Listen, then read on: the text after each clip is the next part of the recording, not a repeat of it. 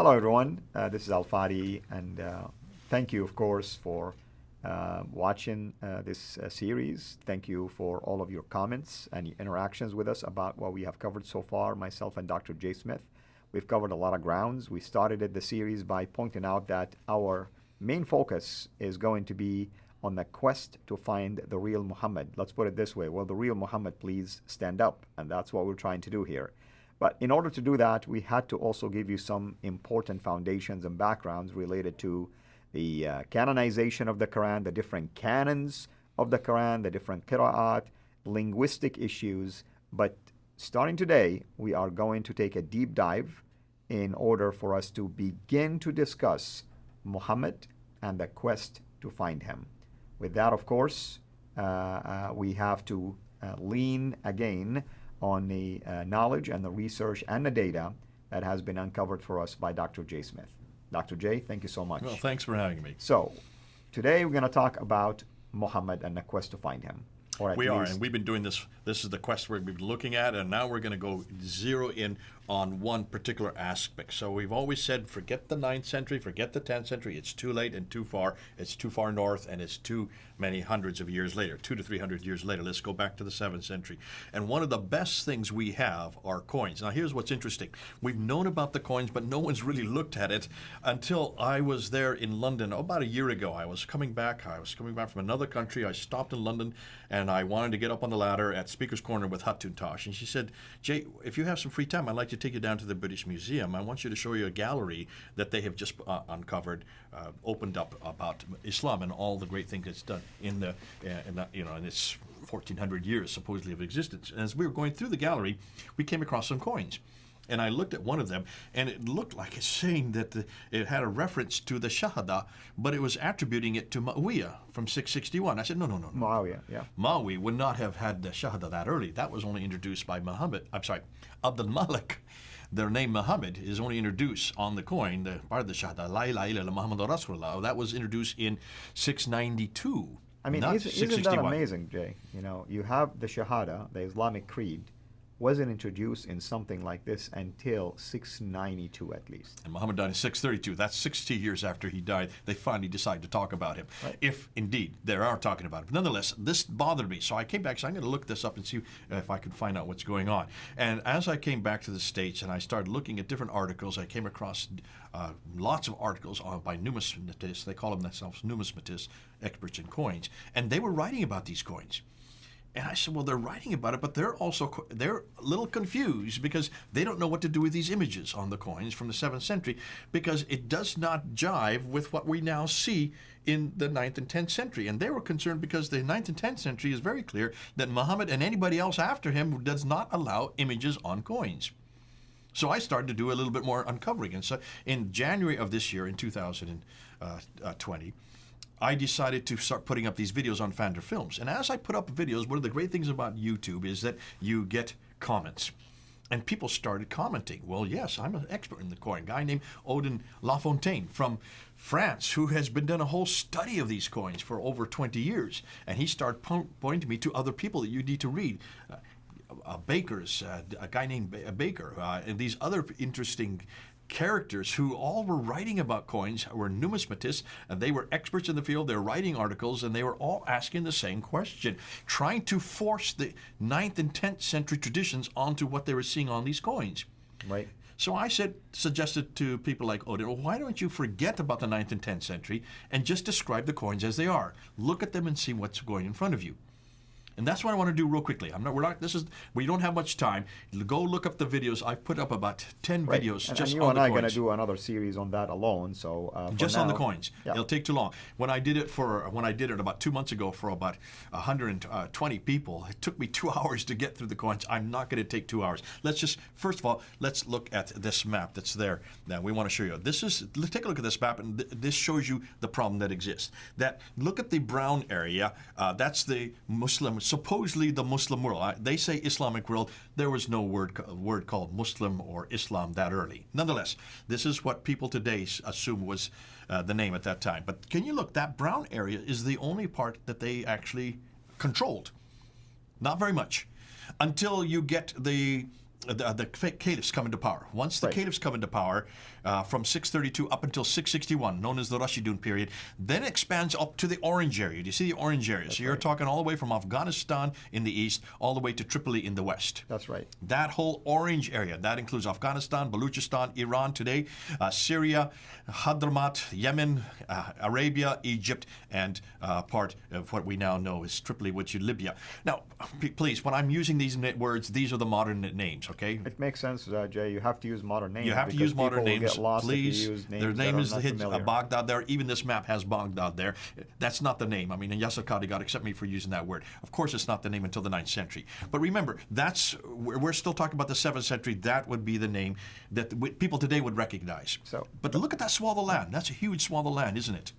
Enormous swath of land. Exactly. And it's then after the Umayyad period from 661 up to 750 is the purple areas added. But I'm just looking at the orange and the brown area. That's the area I'm interested in right now because the coins are being introduced in 620, 630, 640, 650 up until 692.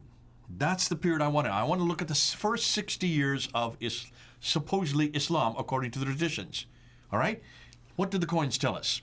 Now, remember, whenever a caliph comes to power, like Abu Bakr, Umar, Uthman, and Ali, who comes to power from 632 up until 661, you have those 4 caliphs. What's the first thing they do to announce themselves? They use coins. Coins are used for commerce, but they're also used to announce somebody because when they come to power, they want to make sure that people know who they are. And they, as I said earlier in another live stream we did, where I said you don't have newspapers, they didn't have internet, they didn't have radio and television, all the rest. They had to use coins because coins would get in the hands of everybody. That's the quickest way and the best way to announce I'm the new man on the back. I am the By new the way, leader. they do this today. They still do it today. In the paper money. And Also the coins. And the coins. But today we use images of people who are historically famous or someone who's done a great invention. We don't really introduce the person who's ruling. Today we don't. But back then they did because that's the only way they could really announce their ascendancy. So coins were very important, hugely important. So now go back to the slides and let's take a look and see where these coins were minted. Well, in the West, all in the West, they're minted up there in what is today Syria, Lebanon, and Israel. That's the names I use today. Syria, Lebanon, they weren't used that. Those are not the names back then. In the East, they're all minted in Iran. Let's look at another map and show you, and let's do the sequence of what we're talking about. So take a look at that map there. I've got it up on the slide. And notice that everything that Muslims tell us has supposedly taken place down here in Mecca, Medina, right? Right. We've said this over and over again. That's where the 9th century and the 10th century tell us all this was happening. That's where Abu Bakr, Umar, Uthman, and Ali all lived. They lived in Medina. No, they did not. Because if they lived in Medina, they would be minting coins with their names on it from that area. Look and see where all the mints come from.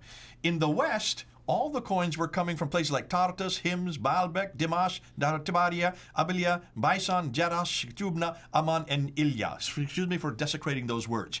Look and see where those mints are. Not one of them is down in Mecca and Medina. They're all hundreds of miles further north, all in the West. And those coins would have been gold soliduses or copper coins, gold and copper. All of them are too far in the north to be anywhere near Mecca and Medina. But they were minting them. This is all under the area of the Arabs at that time. What about the East? Well, their coins are being minted in the East as well. Where are those mints? Well, here they are. Susa, Dasht, Arajan, Bishapur, Tanbuk, Olskar, Kezarun, Adashar, Kura, Darabjir, and Kavat Kura. Excuse me for those who are Pahlavi. I'm desecrating your language. But I'm just reading what's there on the text. Take a look at those. Those are too far north again, right? Right. Yet this is all where the Rashidun period existed. This is where you should have not Muhammad. Muhammad would just be in Mecca, Medina if the traditions were correct. But Abu Bakr, Umar, Uthman, and Ali would all have been in this area, especially Umaran. All of this area, they have the mints. They're now in charge of the mints. They are minting coins. It's not that they stopped minting coins. They are minting coins. And we can look at those coins. But you notice every one of these, all of these mints would have been under the authority of any Arab leader at that time or caliph at that time in the 7th century, including any Muslim caliph, right? Conclusion, none of these mints were from the Hijaz. Instead, they were all situated too far north. Right. Now, let's go look at these coins. Because when you look at these coins, I'm just going to put them all up there and I'm going to unpack this slide here. Because these coins, notice from 624 to 660, there are no Islamic coins whatsoever. The coins are there. Look at the ones here on the left at the bottom. Look at the timeline from 632 up until 651. There are coins. But take a look at what's the man's holding. Take a look at what he's got. This Arab leader, he's there on the left. He is holding a cross in his hand, and has a cross up on his head. How could you be a Muslim and have crosses on your head and holding in your hand? I wonder how our Muslim friends going to explain that. They cannot explain that. No one's bothered to explain that. We've only introduced this in this year. This is just coming out in 2020. Now look at 661. Take a look at Muawiyah. Muawiyah they should explain because Muawiyah is a Muslim, correct? Muawiyah is a Muslim. That's He right. comes from 661 up to 680. So for 20 years, roughly 20 years, a little over 20 years, he is the caliph. He's living in Damascus. Isn't that interesting? Why is it we've been told that? Why is he not living in Medina like everybody else? I mean, that's the interesting part, is like you keep talking about the rightly guided caliphs in Medina, not even in Mecca, by the way, but then you begin to see these dynasties either in Damascus or in modern-day Iraq and Baghdad. Why? Why didn't they go back to the origin of Islam, to Medina, for instance? Exactly. For one very good reason. Nothing is happening that far south. We can't find any rock inscriptions. We can't find any coins. We can't find anything down that far south. They're all in the north. He is up in Damascus, which makes sense because that's where all the mints are as well. They're all in that area that I showed you in the slide before. Now take a look at what he introduces. His coins in the west. His coins in the west are all Christian. His coins in the east are all Zoroastrian. And you can see them. There are his images on them. Why would he put his image if he was a Muslim? Muslims don't put images on. All of these coins have images. Even Muawiyah's coins have images. In the east, they're all silver. In the west, they're copper and they're gold. Right. That's fascinating. So even as you go up to Muawiyah, Christian symbols in the west, Zoroastrian symbols in the east. Interesting, he introduces Allah's name. Bismillah. Now, what does Bismillah mean? In the name of Allah. In the name of Allah. Hold on. Muslims say, that proves he's a Muslim. Is that so? What and who uses the name Allah? Well, we know now that even the Syriac Christians would use that. Everybody who spoke Arabic used Allah. It comes from Nabatean Aramaic. Right. It is Ilah. It is the Arabic name for God. The Christians would have used Allah. The Zoroastrians would have used Allah. The Jews would have used Allah. Even the pagans would have used the word Allah. Exactly. The Quran says the pagans use Allah. Everybody uses the name Allah. That is Exactly. not a Muslim. And what's the name of Muhammad's father? Abdullah. Abdullah, slave of God. Exactly. Now, interestingly, then in Muawiyah introduces another coin where it says Bismillah al-Malik. Al-Malik means the king. He's referring right. to himself. That's right. Praise be the name of God, the king. Right. So he's basically looking at himself as a messianic figure. And yet, here he is, a Zoroastrian on the backside of that coin, proving that he is not a Muslim. There's nothing Islamic about any of these coins. Muslims have come to me and says, take a look. If you look very carefully, you can see that they have a moon and a star. That must be Muslim, because that's on the flags. No. The Sassanians, all your Persians, these are all in the east. These are all mints coming out of what is today Iran. Not then it was called Iran. It was called the Sassanid area. And all those mints, they would have all been Sassanian. And the symbol for authority in the Sassanid Empire from the 2nd century A.D. was a moon and a star. This has nothing to do with religion. It has to do with authority. It has to do with Persian authority. Now, so nothing about anything Islamic at all at this period. It's not till we get to 692. Come to look at the gold coin there. 692, he takes, this is Abdul Malik. He is the son of Marwan. He is of the Marwan Caliphate. They're part of the family that have usurped the Sufyanis who control from Muawiyah's time from 661 up until about 680. Marwan comes to power. His son is the one that we said earlier in another episode. He is the one that now wants to really put down his identity, his Arab identity. And of course, he has to pay homage to good old Justinian II, the Byzantine emperor. And he's living in Damascus, so he's right up next to the Byzantine Empire. Again, living up in Damascus. What does he do? He introduces that first coin. That first coin has the image. It's a copy of the Byzantine golden solar discs, but instead of Justinian and his two sons, he put his image and his two sons on it. And that's why he puts it down there, and he takes off the cross that's there, and he puts on the backside, you can see the cross piece has been taken off the Byzantine cross. It's a mockery of the Byzantine cross. Justinian gets so upset that he goes to war against Abdul Malik in 692. So what does Abdul Malik do? He then introduces the second one. Look where 693 is there. See that coin of himself? That's himself with a sword. Basically said, I'm going to war. And around the obverse side, including both of these coins, you have the La ilaha illallah Muhammadur Rasulullah, which is the Shahada. Right. But he's referring to himself as the praised one of God. He is the praised one of God. He's basically aggrandizing himself, just like Muawiyah did with Al-Malik, he's doing with Muhammadur Rasulullah. I am the praised one. He also introduces that on the Dome of the Rock. We talked about that earlier. Introduces that on the inner ambulatories of the Dome of the Rock. He also introduces that on the protocols in 691. The Caliphal Protocols, which are the official documents that we now have today, and that's where Yehuda Nevo has done his work. That is a declaration of war that he has right there. And then we get to 696. 696, he introduces those two golden coins and the silver ones above it. Those are a real declaration against Byzantine Christianity. Because if you look at them, he takes the images off completely and only uses Arabic script. This is the Shahada there. It is against, it has also chapter 4, verse 171 there. And it refers to the fact that God is not one, God is not three, God is not three, God is one, and he has no son. Well, who is that do you think that's attacking? He is attacking the Trinity, it's attacking Jesus' divinity, and it's attacking his sonship. Right. The three things that are at the root of everything we believe, that God, Jesus is God, that he is one of three, that he also is the Son of God and God the Father.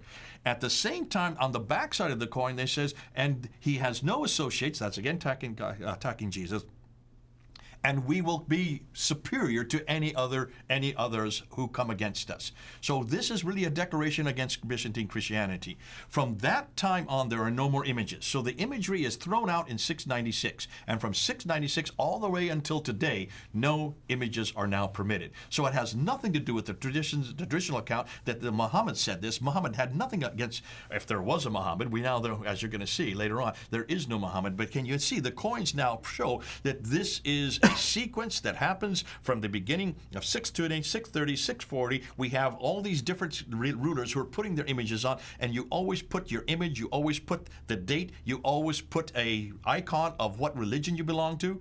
And in the West, they were all Christian. In the East, they were all Zoroastrian. That continues up through Muawiyah's reign, all the way up until Abdul Malik, who then introduces finally I would say a Muslim nomenclature. That begins with him in 692, but is really put into place in 696. From 696 on, then you see that he then has all these claim after claim after claim against Byzantine Christianity. And the reason why, as we said in another episode, those were his greatest threat. His biggest competition were not the Sassanids, were not the Persians, were not the Zoroastrians. They were Byzantine Christianity, because they were the other superpower of his day. So this is a political statement, as Robert Spencer said on the live stream, and this is a theological statement. That's why the Dome of the Rock was built the same time these coins come out. Dome of the Rock was built the same time to show a one-upmanship. From that time on, from up until today, all the coins now have those kind of scripts on it. No more images. So if you look at the coins, you can see the sequence of how Islam started to begin. But this is just the beginning, the nascent Islam. This is not the Islam we know today. That we're going to yet to introduce. So hold on to there. Can you see how damaging these coins are? So what are we going to cover next time? We're then now going to go into the inscriptions. The rock inscriptions will be the next thing that support exactly what the coins are telling us. The rock inscriptions are telling us. Why should we be surprised? Surprised? I'm not. Because if you're going to look at the evidence from the 7th century and you're seeing what's on the ground, you need to follow the evidence as it's shown to you. As we said before, the more we scratch, the more we find. The more we find, the more we shine. The more we shine, the more they whine, oh, how sublime. Folks, that's exactly what we're going to find when we go into the next episode.